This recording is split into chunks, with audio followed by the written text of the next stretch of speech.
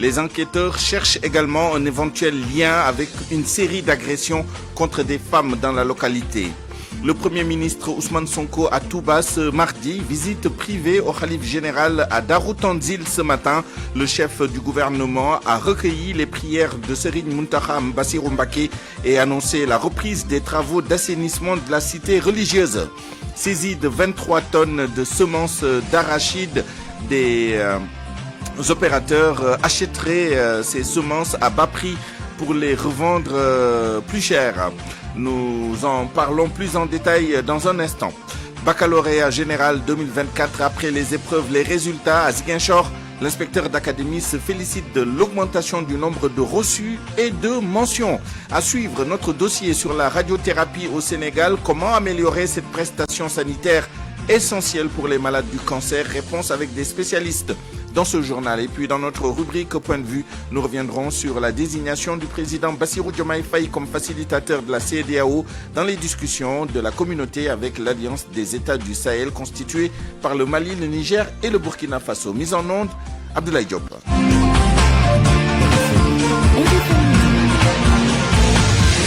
Je vous le disais dans les titres, le présumé meurtrier de la dame Awa Cissé de Kafountine mis aux arrêts par les hommes de la section de recherche de la gendarmerie de Ziguinchor. Une reconstitution des faits est prévue ce mardi avec les gendarmes en charge de l'enquête. Lamine Ba. Il n'aura fallu que 2 semaines aux hommes de la section de recherche de la gendarmerie de Ziguinchor en charge de l'enquête sur l'assassinat de la dame Awa Cissé pour mettre hors d'état de nuire le présumé auteur de cet acte ignoble. Les moyens et l'impressionnant dispositif humain déployé par la section de recherche ont particulièrement aidé à dénicher le visage de l'homme responsable de la terreur des femmes de Kafountine. Nos sources nous informent que le présumé meurtrier a été cueilli hier par les enquêteurs et a été directement acheminé dans les locaux de la section de recherche de Ziguinchor pour être auditionné. On nous apprend par ailleurs que la section de recherche procède ce matin à la reconstitution des faits pour faire évoluer l'enquête en cours. L'arrestation du présumé meurtrier de la dame Awa Cissé apparaît aux yeux des victimes des agressions de Kafountine comme un grand soulagement, mais ne résout pas tout l'énigme autour de cette affaire, car l'enquête devra également déterminer si les 11 autres agressions sont l'œuvre de l'homme qui se trouve entre les mains des enquêteurs. Cette affaire, il faut le rappeler, tient en haleine l'opinion depuis quelques semaines, obligeant les organisations féminines de la société civile à hausser le temps pour exiger l'accélération de l'enquête et l'arrestation de l'auteur des agressions sur les femmes de Kafountine. Lamine Ba, Ziguinchor, Radio Futur Média. Affaire Famara Ibrahima Cissé, l'audience est renvoyée jusqu'au 23 de ce mois pour comparution de la partie civile.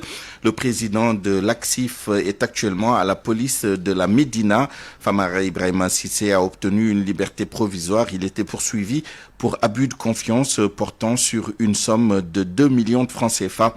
Le parquet a décidé de poursuivre l'action publique. C'est pourquoi il a été convoqué à comparaître au tribunal des flagrants délits aujourd'hui. RFM, fréquente modulation 94.0, la radio en puissance. Visite privée du Premier ministre Ousmane Sonko dans la ville sainte de Touba ce matin. Il a été reçu par le Khalife général des Mourides, Serigne Mountakha Bassirou Mbacké, en toute discrétion. Selon le député Cheikh Thioro Mbacké, lors du tête-à-tête avec le Khalife à Darou Tanzil, Ousmane Sonko a sollicité les prières du patriarche de Darou Minam et annoncé la reprise des travaux d'assainissement de la ville avec des retards accusés à certains niveaux. Et puis en réponse aux problèmes d'inondation et d'assainissement, le maire de Kaolack appelle à un soutien accru aux collectivités territoriales. Serigne Mboup critique la stigmatisation dont elles font l'objet, ces collectivités, et encourage tout le monde à contribuer à l'amélioration du cadre de vie des habitants. Le voici au micro de Fatou Mbow. C'est pas total Kaolack. Même si vous partez aux États-Unis, il y a des endroits qui sont plus sales qu'ici à Kaolack. L'administration territoriale, ils nous accompagnent. Mais ils n'ont pas de moyens. Et moi, je pense que je lance un appel pour le président de la République. Le plus important, c'est que donner des moyens aux structures étatiques, c'est les maires et UCC, zone AZ. Et à partir de là, nous pouvons mobiliser la population de ne pas salir, de ne pas jeter des ordures dans les caniveaux. Et donc ce sera un acte citoyen de travailler sur ça au lieu de prendre les médias et de dire que c'est sale ici. Oui, vous pouvez le faire, mais ça n'impacte pas mieux vous. Donc, je pense qu'ensemble, Kaolack peut changer, mais Kaolack a resté une ville salles, industries que nous n'avons pas occupées, que jamais ces opérations n'ont pas été faites sur les 10-20 dernières années. Attendons un peu le temps de le faire. Voilà. En tout cas, vous voyez ce qu'il y a en termes d'engagement de propriété, en termes d'engagement de gérer l'inondation, de fermer les canaux, en termes d'engagement de nettoyer le marché. Pas nit ki nekk soo am loo xam ne ni mosoo ko am nga am dara da ngay sant yàlla ci loolu. Lutte contre les inondations, l'État du Sénégal avait mis en place un programme d'assainissement dans 10 villes pour un coût global de 60 milliards de francs CFA.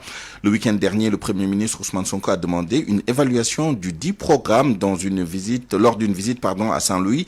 À Rufisque et Saint-Louis, les acteurs locaux sont en phase avec le Premier ministre puisque leur localité souffre toujours des inondations. À suivre le dossier réalisé à ce sujet par Anna Rocha, ce sera dans la deuxième partie de cette édition. Pour l'instant, il est 12h07. Le mouvement Aar Sunu Moomel dénonce la saisie de 23 tonnes de semences d'arachide à Dabali. Il accuse les opérateurs d'acheter ces semences à bas prix pour les revendre plus cher. Les membres du mouvement soupçonnent un complot des autorités et alertent le président de la République et son Premier ministre. Aar Sunu Moomel prône le dialogue pour un bon déroulement de la campagne agricole. Reportage de Fatou Mbow. La saisie de 23 tonnes d'arachide dans le département de Nioro, précisément dans la commune de Dabali et de Kayemor, inquiète le mouvement Aar Sunu Moomel. Son président dénonce l'attitude des opérateurs qui achètent des semences destinées aux paysans. Ils sont habitués des faits, raison pour laquelle ils nous portent préjudice à chaque campagne pour de l'argent. Il y a des opérateurs qui utilisent des gens devant les sécos au détriment des paysans. Cette situation nécessite une introspection, ce qui conduit à l'interpellation du président Bassirou Diomaye Faye et de son Premier ministre. Nous savons tous qui sont derrière ces opérateurs. Ce sont les autorités étatiques. Est-ce que vous avez entendu le ministre se prononcer sur le déroulement de la campagne? Non. J'interpelle le président de la République et son Premier ministre sur la situation et les gens qui sont nommés. Face à cette campagne agricole jugée alarmante, le mouvement Aar Sunu Moomel alerte et invite tous les acteurs concernés au dialogue. Sur ce, nous lançons une alerte à l'opinion publique sur cette présente campagne agricole que nous jugeons alarmante. Pour rappel, près de 23 tonnes de semences d'arachide ont été saisies dans les communes de Dabali et de Kayemor. Des opérateurs ont été surpris en train d'acheter des semences destinées aux paysans à des prix dérisoires afin de les revendre. Le camion et le produit ont été saisis. Une enquête est en cours. Fatou Kaulak, Radio Futur Média. L'info, c'est ici. L'info, c'est ici. Venons-en maintenant aux résultats du baccalauréat 2024. L'Académie de Ziguinchor a fini de compiler les résultats du premier tour. Il révèle ces résultats à une légère hausse du taux de réussite au premier tour comparé à l'année dernière. La satisfaction vient surtout du nombre de mentions. L'Académie a dénombré 2 mentions très bien en série S1, 10 mentions bien et plus de 74 mentions à bien. Toutes séries confondues. Cher Faye avec Lamine Ba. Nous venons finir la compilation des résultats du premier tour du bac 2024 ici au niveau de la région de Ziguinchor. On peut constater qu'il y a une légère progression. Comparé à 2023, nous avons une légère progression du taux de réussite au premier groupe. En 2023, à pareil moment, on avait 14,33% de taux de réussite. Cette année, nous sommes à 14,51%, soit un bond de 0,18%, ce qui n'est pas négligeable. Au plan qualitatif aussi, nous avons vraiment un bond remarquable au niveau des mentions. Globalement, le nombre de mentions a augmenté. 2 mentions très bien en S1. Donc, pour les mentions bien également, nous avons 10 mentions de plus comparé à 2023. Et pour les mentions assez bien, nous avons 74 mentions de plus comparé à 2023. Donc, nous avons au plan qualitatif une nette amélioration des résultats, mais également au plan quantitatif, en attendant de voir ce que nous réserve le deuxième groupe. Toujours à propos du baccalauréat général, notez que les épreuves du second tour démarrent demain mercredi sur l'ensemble du territoire national selon le directeur de l'office du bac. Le taux d'urbanisation au Sénégal est passé de 34% en 1976 à près de 55% En 2023, le ministre de l'économie, du plan et de la coopération a présidé ce matin la cérémonie de présentation des résultats provisoires du 5e recensement général de la population et de l'habitat. Écoutons Dr Abdou Diouf au micro de Boubacar Dia, il est le directeur de l'ANSD. On constate également pour ce qui est de la nuptialité, l'âge au premier mariage est passé à augmenter de 2 ans entre 2002 et 2023. Pour chez les femmes, il est de 23 ans alors qu'il était de 21 ans en 2002. Et cette situation découle principalement de la présence de plus en plus significative des femmes à l'école, retardant naturellement donc l'âge au premier mariage. Pour ce qui est de la fécondité également, on constate qu'entre 2002 et 2023, l'indice synthétique de fécondité qui exprime le nombre moyen d'enfants qu'a une femme à la fin de sa période féconde est passé de 5,3 enfants en 2002 à 4,2 enfants en 2023, avec un indicateur qui varie naturellement selon le milieu de résidence. À Dakar, en 2023, l'indice synthétique de fécondité est de 2,8 enfants. Pour ce qui est également des conditions d'habitation, on peut dire que les Sénégalais sont majoritairement propriétaires de leur logement. En revanche, lorsqu'on vient en milieu urbain,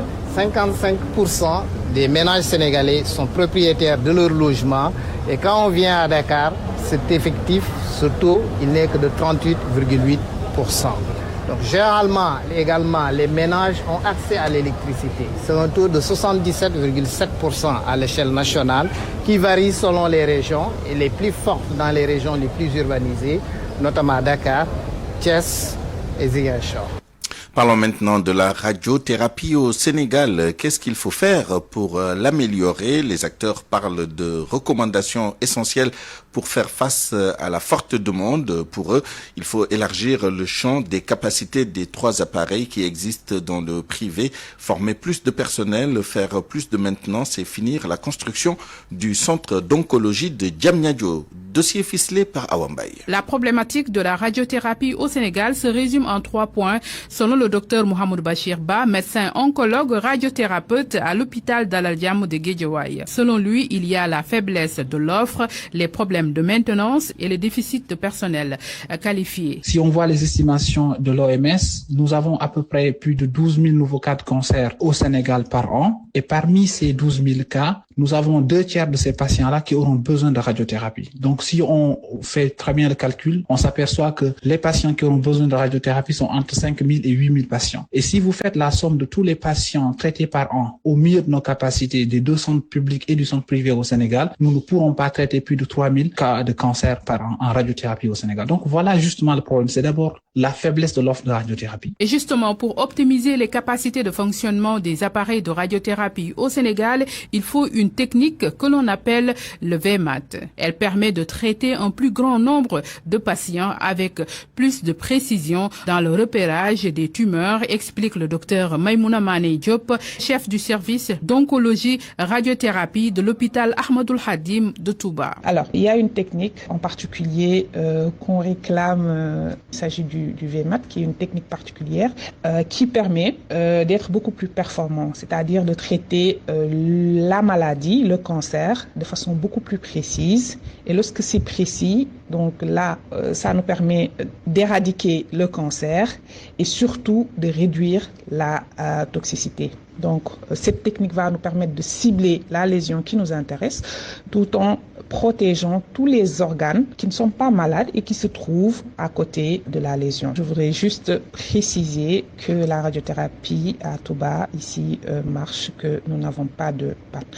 Les docteurs Mohamed Bachir Ba et Maïmouna Mané Diop ont la même opinion sur les ressources humaines. La formation en radiothérapie existe, ce qui fait qu'il y a assez de médecins, d'oncologues radiothérapeutes. Mais le problème, c'est les radiophysiciens et les techniciens. Donc, s'il y a une insuffisance en ressources humaines sur l'un de ces praticiens-là, il va se poser le problème de la prise en charge des malades. Et pour prendre en charge tous ces problèmes, il faut un centre national d'oncologie digne de ce nom, selon la présidente de l'association Cancer du sein, Sokhna Diarra Gueye Kébé. Notre plaidoyer ira vers la réactivation du centre d'oncologie de Diamniadio dont la première pierre a été posée il y a 4 ans de cela, ce qui sera très important pour la prise en charge des cancers au Sénégal. 3 appareils fonctionnels pour 18 millions d'habitants avec des listes d'attente de près de 800 malades. La radiothérapie, un réel problème qui mérite une attention particulière des autorités.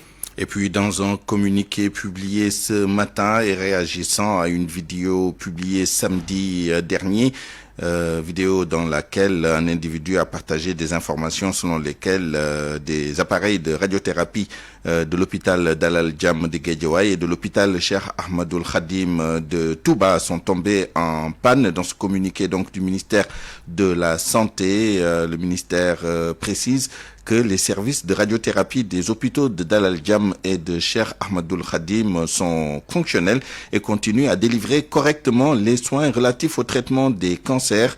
Le ministère rappelle qu'il dispose de canaux appropriés pour communiquer sur les problèmes que rencontre le secteur de la santé. Il invite les concitoyens à plus de responsabilités et recommande de vérifier les informations à caractère sensible auprès des services compétents afin d'éviter la diffusion de fausses nouvelles interdites par la loi. Le ministère se réserve le droit de saisir la justice pour une application rigoureuse des peines prévues à cet effet. RFM, la radio de toute l'actualité. Nous reparlons maintenant de la déclaration de politique générale du Premier ministre. Les députés travaillent à toiletter le règlement intérieur pour accueillir très bientôt Ousmane Sonko. Les différents groupes parlementaires, s'activent pour faire tout pour faire passer en procédure d'urgence donc ce nouveau texte toiletté. Mohamed Ali Mouba pour plus de détails. À en croire nos sources, les 3 présidents de groupes parlementaires de l'Assemblée nationale ont retenu le principe d'aller dans le sens d'apporter de la diligence à la réintégration des dispositions relatives au poste de Premier ministre. Vous le savez, dispositions approchées lors de la suppression du poste de Premier ministre à l'époque. Aïb Dafé, Abdoumbo et Mamadou Lamine Thiam sont tous d'accord que ça doit aller très vite en procédure d'urgence. Objectif, vous le savez, permettre au Premier ministre de faire sa DPG, tel que prévu par la Constitution.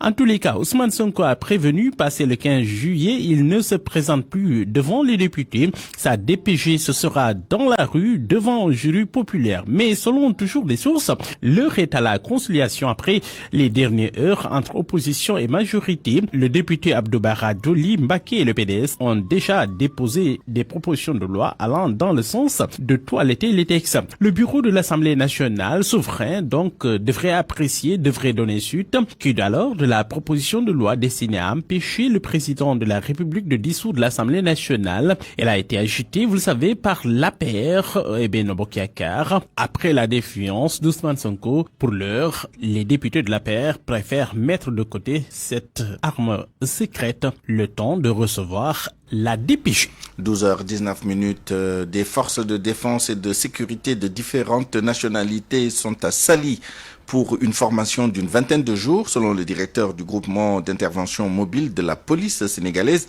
C'est pour être conforme aux nouveaux critères de la mission de l'Organisation des Nations Unies qui demande aux policiers d'avoir de nouvelles habitudes quand ils sont en mission, justement. Ndeye Matidia. La mission des Nations Unies a exprimé de nouveaux besoins spécifiques au niveau des terres d'opération pour les policiers déployés. C'est d'ailleurs ce qui explique cet atelier de formation. Ndiaga Diop, commissaire divisionnaire de classe exceptionnelle. On a des formations en police de proximité, par exemple, des formations en mentoring et des formations en coaching. Donc, c'est des formations qui permettent à nos personnels policiers qui sont déployés dans ces opérations de bénéficier d'aptitudes et de compétences supplémentaires. Les challenges sécuritaires au niveau des missions connaissent une dynamique qui nécessite une mise à niveau continue des personnels qui sont déployés. Les contingents sénégalais ont toujours assuré leur mission avec brio, raison pour laquelle les déploiements vont continuer, nous dit le directeur du groupement mobile d'intervention de la police et point focal de la formation. L'une des raisons pour laquelle nous avons réussi à organiser cette formation, c'est parce que nous avons un rayonnement diplomatique extraordinaire au niveau des Nations Unies. Les policiers, les forces de défense et de sécurité en général, jouent un rôle capital. Je crois que nos déploiements vont continuer parce que nous avons des notes positives. En dehors du Sénégal, une quinzaine de nationalités participent à l'événement. Le Le directeur du groupement mobile d'intervention se dit optimiste quant à la bonne restitution de la formation de ces forces de défense et de sécurité dans leurs pays respectifs. Des officiers qui sont venus des pays africains, des pays asiatiques, des pays américains, des pays européens pour avoir une formation de qualité afin qu'ils puissent dupliquer ces enseignements qu'ils ont reçus afin de renforcer les capacités de leur personnel préalablement à le déploiement dans les terres d'opération. Ndeye Mati Dieng, Mbour, Radio Futur Média. L'actualité internationale. L'actualité internationale, c'est avec vous, Georges Déthié Diop. Bonjour. Bonjour, Souleymane. Au Mali, un proche du Premier ministre Choguel Maïga condamné à 1 an de prison. Boubacar Karamoko Traoré, il était poursuivi pour atteinte au crédit de l'État et diffusion de propos mensongers de nature à perturber la paix publique. Son tort, avoir signé en mai dernier au nom de son parti un document demandant le retour du pouvoir aux civils, dans le document dans lequel Boubacar Karamoko s'opposait à un éventuel maintien des militaires au pouvoir pendant plusieurs années supplémentaires. Encore des militaires condamnés à la peine de mort en RDC. Ils sont au nombre de 22. La cour militaire garnison de Butembo dans le nord Kivu les a reconnus coupables de lâcheté, dissipation des munitions de guerre et pillage. Les 22 militaires ont été condamnés après 4 jours d'audience devant le tribunal militaire qui siégeait en audience foraine, notamment pour fuite devant les rebelles du M23. Leurs avocats ont décidé de faire appel. Le Rwanda dit prendre acte de la fin de l'accord d'expulsion avec le Royaume-Uni. C'est à travers un communiqué, le gouvernement rwandais a déclaré être au courant de l'intention du Royaume-Uni.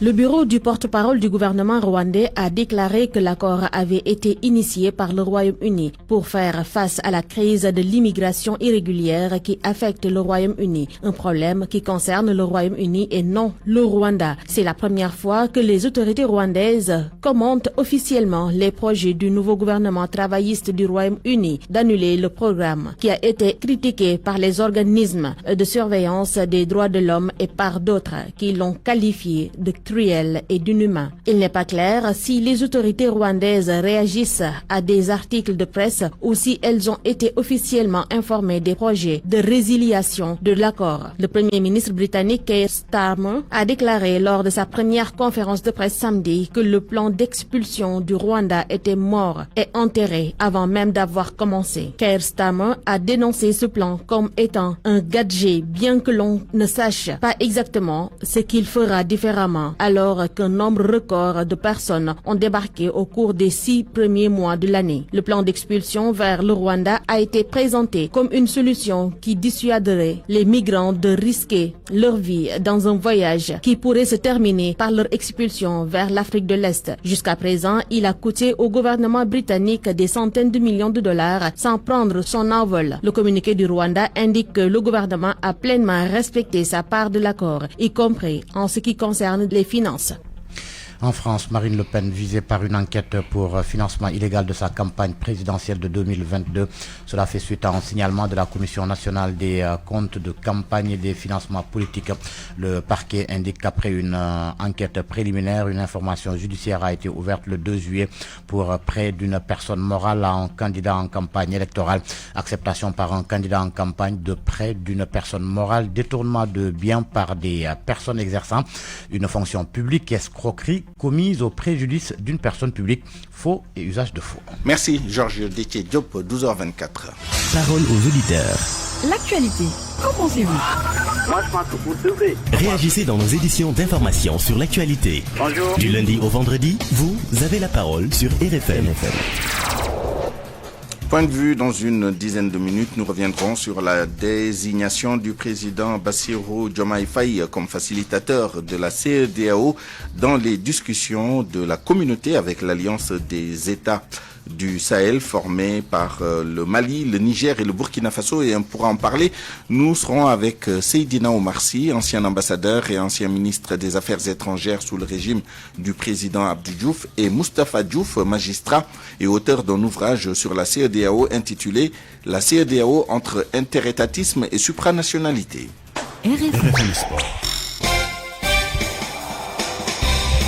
Avant tout cela, le journal des sports. Avec vous, Malal Junior Diagne. Bonjour. Bonjour, Suleiman. Basketball pour commencer. L'AS Douane tourne au ralenti depuis son retour de la balle. Les Gablous, champions du Sénégal en titre, n'y arrivent plus. Le jeu est décousu. On ne reconnaît plus cette équipe de l'AS Douane. Qu'est-ce qui se passe? Pourquoi autant de difficultés à retrouver le bon tempo? Hier, ils ont été battus à l'occasion des demi-finales retour face à l'équipe du Duc 55-51, les obligeant déjà à jouer un match d'appui pour désigner l'équipe qui ira rejoindre en finale l'AS Ville de Dakar. Pourquoi autant de questions autour de l'équipe championne du Sénégal? Sodatia m'a tenté de répondre à tout cela. Double tenante du titre, l'AS Douane est dans une situation inquiétante. Le capitaine Alkali Ndour reconnaît que leur équipe est en baisse de forme. Je peux dire que l'équipe est à mes formes. Depuis le retour de la balle, nous ne sommes plus la même équipe. On se cherche et ça arrive à tout le monde et ça arrive à toutes les grandes équipes. Et nous espérons se relever avant la belle pour pouvoir gagner notre demi-finale et aller jouer les finales pour le remporter et retourner à la BL, Inch'Allah. On est assez fort pour ça. Certes, les Gabolous gagnent, mais parfois sans convaincre. Selon Abdou Sey, administrateur du site basketsenegal.com, cela s'explique par deux raisons. L'équipe a perdu une demi-finale de Coupe Saint-Michel, la demi-finale de la Coupe du Maire, le dernier match du final est contre l'UGB et hier contre le Dakar University Club en demi-finale retour des playoffs. L'équipe gagne ses matchs, mais l'équipe peine à montrer son vrai jeu pour s'en sortir normalement. C'est juste un manque de cohésion dans le jeu. Les automatismes peinent à passer. Les joueurs souvent ne se comprennent pas sur le terrain peut-être et c'est cette cohésion qu'il faudra retrouver sur le parquet aussi bien sur le plan offensif que défensif. D'autre part aussi, il y a des adversaires qui se positionnent avec de bonnes équipes quand même. L'AS Ville de Dakar se positionne même comme un prétendant sérieux au titre de champion du Sénégal. Le Dakar University Club qui s'est bonifié au fil des matchs, surtout pendant le Final 8, affiche un capital confiance vraiment élevé. Mais le capitaine Alkali Ndour rassure. À ce rythme, on ne peut pas dire que ça sera facile de remporter le championnat parce qu'il y a des équipes qui se valent. Mais nous croyons à notre travail et à nos capacités. Et nous espérons se relever et avoir la tête haute pour aller remporter nos derniers matchs et se qualifier pour la BL, Inch'Allah. L'AS Douane va jouer la belle ce mercredi pour espérer retrouver en finale l'AS Ville de Dakar, défendre son titre et retourner à la BAL. Sur le mercato, Sadio Mané donne des signes concernant son avenir. Sadio Mané qui avait été annoncé pour un retour en Europe, mais il n'en sera rien si l'on se fie à l'un de ses proches, Bakary Cissé, qui dans un entretien accordé à Babacar Fall a annoncé que Sadio Mané se sent bien en Arabie Saoudite à Nasr et actuellement même il est au Portugal avec son équipe pour la pré-saison. Bakary Cissé, que nous écoutons avec Babacar Fall. Je ne suis pas sûr qu'au jour d'aujourd'hui, ces deux joueurs voudraient quitter le championnat saoudien pour plusieurs raisons. Concernant Sadio, je pense que je suis bien placé pour en parler. Il n'y a pas une proposition d'un quelconque club. De deux, Sadio Mané se sent super bien à Al Nassr. Et de trois, il a un contrat qui le lie avec ce club saoudien. Et la première année, c'est-à-dire la saison dernière, il avait juste découvert un nouveau championnat du feu qu'il a déjà connu, c'est-à-dire les championnats anglais et allemands, peut-être aussi autrichiens. Aujourd'hui, il n'est même pas question de quitter Al Nassr. Ça ne lui traverse même pas l'esprit. Et donc l'un dans l'autre, que ce soit Kalidou Koulibaly ou Sadio Mané, je ne suis pas sûr qu'il faut quitter, surtout dans la vie d'un sportif de haut niveau. Il n'est pas du tout conseillé de quitter chaque année, de changer de club. Ce n'est pas intéressant. Pour ce qui concerne Sadio Mané, je pense qu'il va rester à Al Nassr pour pérenniser son contrat parce que c'est ce qui le lie avec ce club saoudien. Le football en Europe avec cette demi-finale attendue ce soir à 19h, l'Espagne contre la France, première demi-finale de l'Euro. Et plus tard dans la soirée, on aura le quart de finale pour la Copa América qui va opposer l'Argentine au Canada, Souleymane. Merci Malal Junior Diagne. RFM 94.0, la radio en puissance. Je vous le disais dans la première partie de ce journal lutte contre les inondations, l'État du Sénégal avait mis en place un programme d'assainissement dans 10 villes pour un coût global de 60 milliards de francs CFA. Le week-end dernier, le Premier ministre Ousmane Sonko a demandé une évaluation du dit programme lors d'une visite à Saint-Louis. À Rufisque et Saint-Louis, justement, les acteurs locaux sont en phase avec le Premier ministre puisque leur localité souffre toujours des inondations. Anna Rocha. Dans le cadre de ce programme, 16 milliards de francs CFA devaient être débloqués pour la ville de Saint-Louis. Malgré cela, la première vice-présidente du cadre de vie de Pékin à Saint-Louis révèle que dans son quartier, chaque foyer a dû débourser 36 000 pour bénéficier de branchements. Mais jusqu'ici, rien et les travaux sont même à l'arrêt depuis 2 ans, nous dit Mariam Diagne-Sow. Je ne saurais vous dire où est-ce que ces millions sont allés, mais ce dont je suis sûre et certaine, c'est que les travaux sont inachevés. Les habitants de Pékin nagent dans ces eaux nauséabondes, des eaux insalubres, des eaux qui sont trop chargées. Dans ce quartier, nous n'avons pas un système d'assainissement fonctionnel. Là, il faut oser le dire et je le dis parce que c'est ce que nous sommes en train de vivre actuellement. En plus même de cela, nous avons les canalisations qui ne fonctionnent pas. Donc nous avons un problème crucial qui est là et qui nous perturbe. C'est en 2017 que le programme de l'ONAS a été déclenché à Rufisque. Mais là-bas aussi, les travaux d'assainissement tournent au ralenti. Gourguidien, alias Tchandoum, est directeur technique à la commune de Rufisque-Ouest. Il reste beaucoup à faire. Vraiment, ça fait longtemps qu'on attend la finition des travaux pour qu'on puisse libérer les axes et puis en même temps les populations peuvent en bénéficier des branchements. Vraiment, c'est une demande nécessaire, une demande publique. En dehors de Saint-Louis et Rufisque, 7 autres villes sont concernées par le programme de l'ONAS, dont l'objectif est de notamment multiplier la capacité de traitement des eaux usées de 14 000 mètres cubes, d'augmenter les ouvrages et de régler le problème des inondations dans des villes telles que Kaolack et Touba.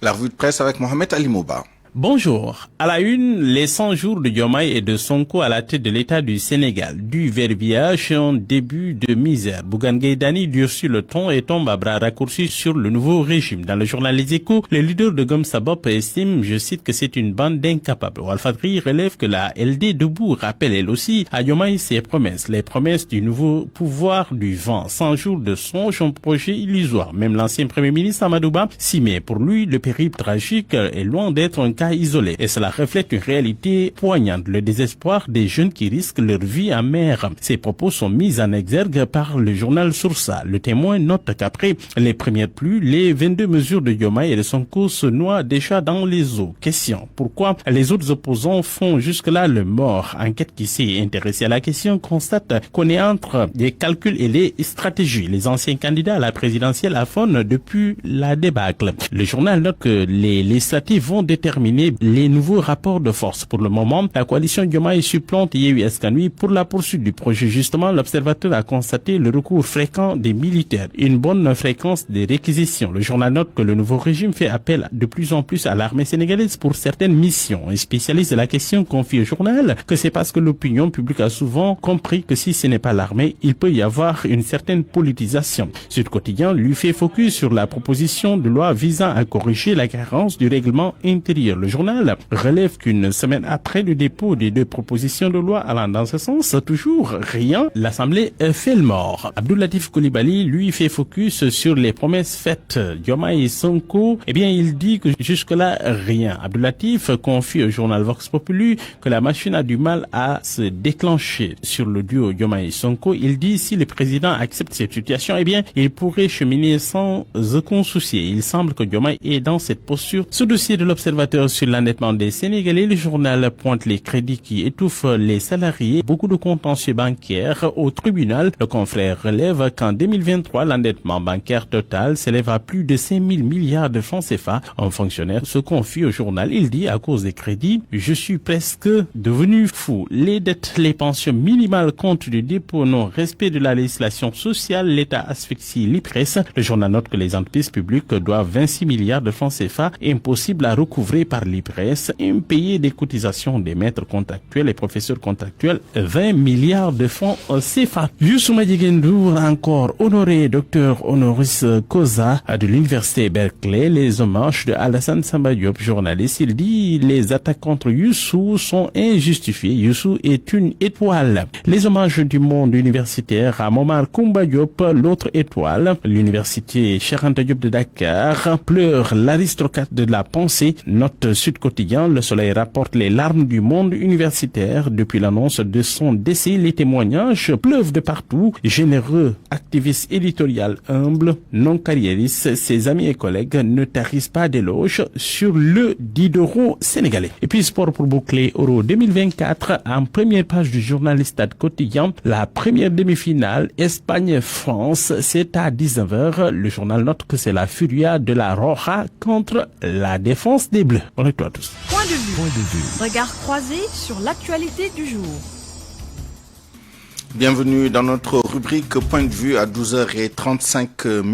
Nous allons parler des relations entre la CEDEAO et l'Alliance des États du Sahel, et plus particulièrement de la désignation du président du Sénégal, M. Bassirou Diomaye Faye, comme facilitateur de la communauté dans les discussions avec l'AES. Et pour en parler, nous sommes en ligne et en direct avec son Excellence Monsieur Seydina Omar Sy, ancien ambassadeur et ancien ministre des Affaires étrangères sous le régime du président Abdou Diouf. Monsieur Seydina Omar Sy, bonjour. Bonjour.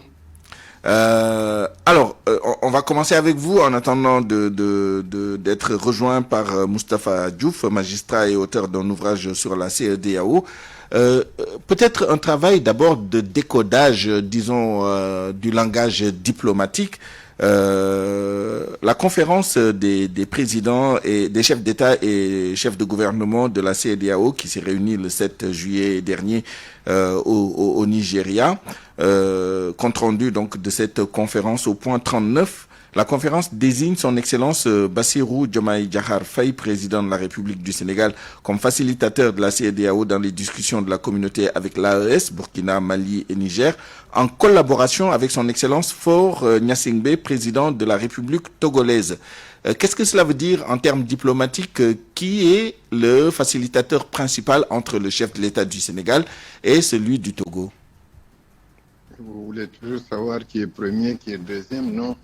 Ils sont ensemble responsables d'une mission qui n'est pas facile, qui est même délicate, parce que si on fait l'historique du début des crises au Mali, au Burkina et au Niger, et si on voit la position qui avait été prise par la CEDEAO, on est arrivé au point que il y a eu blocage et malheureusement, on est arrivé la semaine dernière, le week-end dernier, à la mise sur pied d'une confédération des États de l'Afrique du Sahel.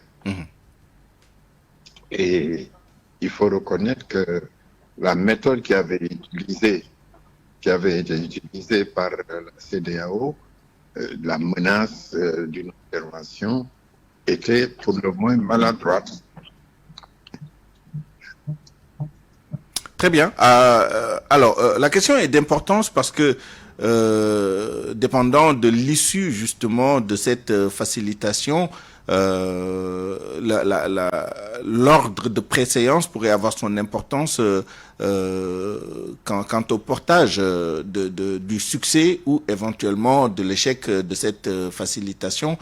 Quelles sont les chances justement de réussite de cette facilitation quand on sait que dans le point précédent, la conférence dit que, en ce qui concerne la situation avec l'Alliance des États du Sahel, la conférence exprime sa déception face au manque de progrès dans les interactions avec les autorités du Burkina Faso, du Mali et du Niger. Est-ce qu'il n'y a pas ici un risque, un cadeau empoisonné au chef de l'État sénégalais dans une facilitation qui n'est pas gagnée d'avance? C'est pas gagné d'avance. Il faut souhaiter le succès de cette mission délicate, encore une fois, comme je le dis. Et vous arrêtez au problème de préséance et tout ça. Ça n'a pas lieu d'être. Il ne faut pas oublier que Faure Gnassingbé était militaire. Et Diomaye Faye, notre président, Diomaye Faye, ouais. Diomaye Faye n'est pas impliqué d'une façon ou d'une autre à la position qui a été prise par la CEDEAO et qui n'a abouti à rien. C'est-à-dire les menaces d'intervention militaire qui avaient été proférées en son temps. Il faut donc faire en sorte que les esprits s'apaisent et que tout le monde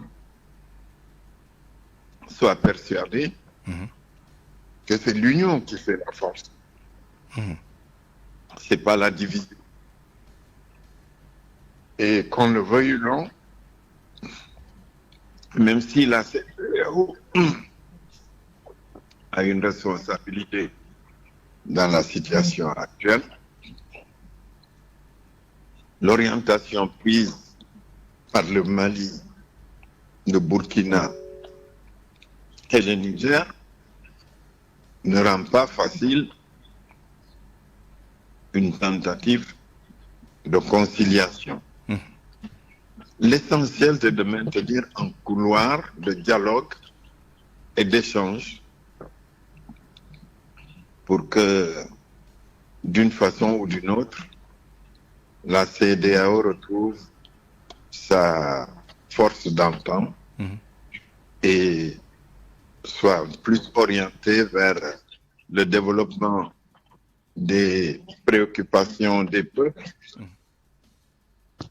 que d'être les instruments d'un État ou des États, surtout si on pense qu'il y a eu une velléité ou même une volonté exprimée par la France d'appuyer l'idée d'intervention dans ces trois pays.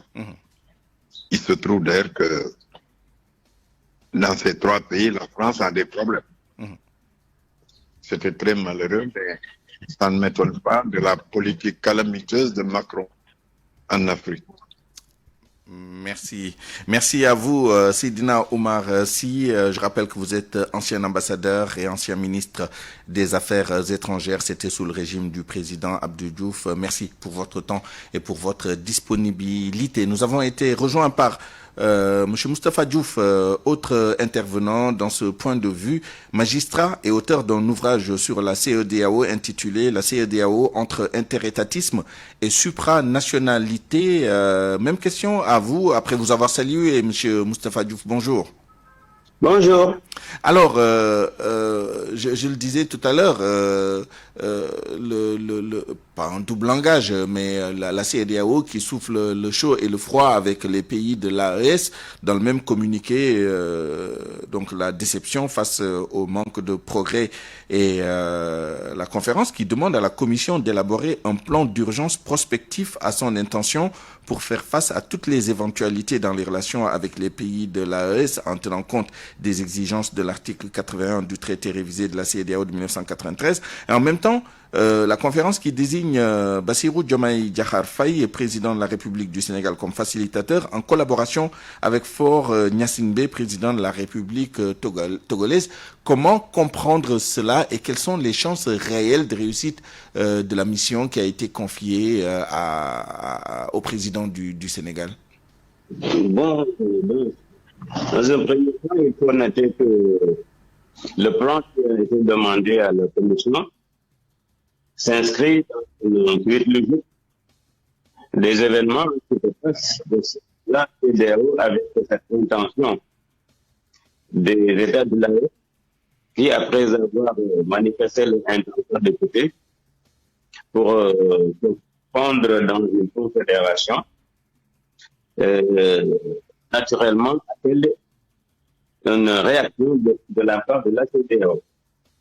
Ce plan-là parle d'un plan qui intègre toutes les éventualités possibles, c'est-à-dire un retour possible ou un durcissement possible, et en cas de possibilité de retour ou de retrait, qu'il soit tenu compte révisée qui impose la procédure à suivre, c'est-à-dire faire le préavis et attendre un an. Actuellement, je pense que c'était le 29 janvier 2024.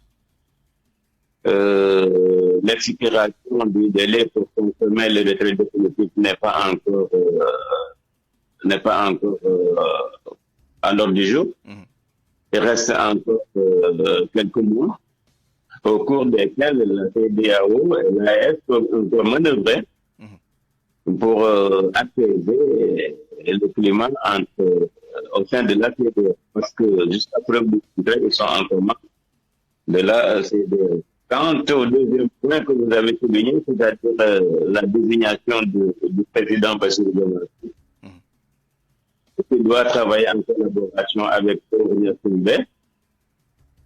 Et on peut noter aussi dans le même sillage l'autre qui a été fait par le président Bissau guinéen, appuyé en tout cas pour ce qui concerne le Burkina. Tout à fait. La désignation du président, là, moi je trouve que en toute logique, il faut bien que les leviers de la médiation et de la conciliation soient activés. C'est une famille, qui a été créée depuis 1975, qui a eu à faire des problèmes. Donc, quand il entre en crise, c'est tout à fait naturel que la diplomatie communautaire soit active. Et en choisissant le président Bassirou Diomaye Faye, je pense que ce n'est pas par hasard. Mais monsieur Diouf, il faut souligner vous avez noté aussi que la conférence des chefs d'État et de gouvernement se prépare à toutes les éventualités. C'est écrit noir sur blanc dans le communiqué et a même demandé à la Commission de préparer un sommet spécial sur l'avenir de l'intégration dans notre sous-région. Comment ? Je disais que vous avez noté également que dans le communiqué, la conférence des chefs d'État et de gouvernement se prépare à toutes les éventualités, c'est-à-dire bien naturellement au refus des pays de l'AES d'entendre raison, et a même demandé à la Commission de préparer un sommet spécial sur l'avenir de l'intégration. Et je vous pose la question justement sur cet avenir de l'intégration régionale en Afrique de l'Ouest, qui était quand même un modèle pour le reste des blocs d'intégration sur le continent. Oui, mais c'est vrai que c'est la première fois que la CEDEAO rencontre une crise aussi marquée, mais je pense que pour autant, on ne doit pas s'alarmer. Parce que nous, les trois États qui ont créé l'AES et qui envisagent de sortir sont encore dans la communauté et il y a des leviers qui sont activés. D'autre part, ce que la CEDEAO elle-même peut respecter en termes de démobilisation par rapport à ces États-là, il reste que la diplomatie bilatérale entre ces trois États et les autres, plus le fait que ces États-là restent encore des membres de l'UEMOA, fait que la situation n'est pas encore alarmante et le rétablissement n'est pas possible. N'est-ce pas? Dernière question peut-être sur le binôme Faure Gnassingbé et Bassirou Diomaye Faye. Quelles sont les complémentarités, comment ce binôme-là peut travailler ensemble pour justement maximiser les chances de décrocher un accord avec les pays de l'AES? Bon, du point de vue procédural, il reste juste à préciser un peu parce qu'ils ont dit que c'est Diomaye le facilitateur, mais on lui demande de travailler en collaboration avec eux. Comment et dans quel cadre, ce n'est pas encore défini. C'est ça. Et à côté aussi, le président de la Guinée-Bissau a offert, pour ceux qui concernent les démarches auprès du Burkina Faso, d'apporter son soutien. Donc tout ce qu'on fait, c'est qu'il y a d'abord le leadership du Sénégal en matière de diplomatie communautaire et le retentissement de l'élection présidentielle de mars dernier. Tout cela donne du crédit à la désignation de MyFi et Fort Yasingbe du Togo a du crédit surtout de certains États comme le Bénin qui est en train avec le Nigeria. Je pense donc que c'est un binôme qui peut apporter quelques résultats sur la base de la CEDEAO pourrait travailler. Merci Moustapha Diouf, magistrat et auteur d'un ouvrage sur la CEDEAO intitulé La CEDEAO entre interétatisme et supranationalité. Merci également à l'ambassadeur Seydina Omar Sy, ancien ambassadeur et ancien ministre des Affaires étrangères sous le régime du président Abdou Diouf. C'est la fin de cette édition à 12h50. Je vous remercie de l'avoir suivi. Merci à toute l'équipe qui l'a préparé et réalisé. El Hadj Ndiogou Diène à la rédaction en chef d'édition Awambaye, à la mise en onde Abdoulaye Diop, Maïssa Mbaye au digital, à la production Alioune Ba et Amadi Ndiaye. Prochain rendez-vous avec l'actualité à 13h. Le grand journal en Wolof vous sera présenté par El Hadj Ndiogou Diène. Excellente suite des programmes sur la RFM. Au revoir.